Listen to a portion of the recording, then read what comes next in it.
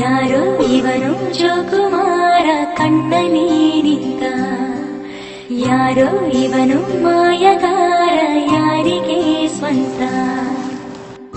ಸಾವಿರ ಆಲೋಚನೆ ಮೌನವೇ ಸಂಭಾಷಣೆ, ಯಾರೋ ಯಾರೋ ಕಾಣೆ. ಯಾರಿವನೋ ಯಾರಿವನೋ ಯಾರಿವನೋ ಯಾರಿವನೋ, ಇವನ್ಯಾರ ಮಗನೋ ಕಾಣೆ ನ ಕಾಣೆ.